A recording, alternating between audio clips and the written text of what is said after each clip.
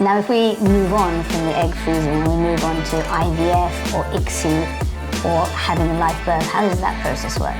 So I want to add to this that one of the biggest issues we have in our modern day life, Dr. Bali, is that patients or people are not well informed on fertility. Fertility education is one of the biggest things that's missing That's in why our you're day-to-day here. life. Absolutely. The number of patients I meet who are in their 30s who said, only if I knew this earlier, I would have done something about it. We spend all our 20s worrying about how not to get pregnant. Yeah. And we spend a lot of our late 30s worrying on how to get pregnant. Yeah. So I think the empowerment about the knowledge and education is very important, especially for educated professionals who want to have options when it comes to career, education, and so on. Now, of course, going back to your question, once you freeze the eggs, there is no time limit. You can freeze the eggs for up to 55 years by law.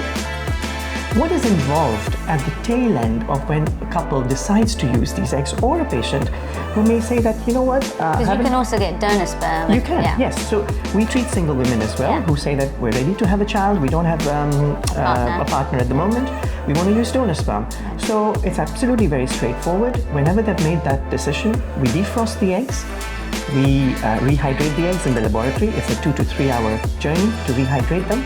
We then fertilize the eggs with the sperm, whether it's partner sperm or donor sperm. We create embryos. At the same time, as I said earlier, is when you're going through an egg freezing cycle, you're taking yourself halfway into an IVF cycle. The other half takes place now when you're ready to have the embryo transferred or implantation. So we would give you some more hormones to prepare your womb to receive the embryo. At this stage, we're not interested in stimulating the ovaries. We're more interested in stimulating the uterus to be receptive to the embryo. So the hormones that are involved in the tail end of this process are different to what's used in the front end of the process. Yeah, no, I remember. Correct. They're completely different. So there's more brands. progesterone and so on. More pain. More pain, absolutely, more injections. So we just need to spend another 2 weeks to get your womb ready to receive the fertilized egg and the embryo that results from it.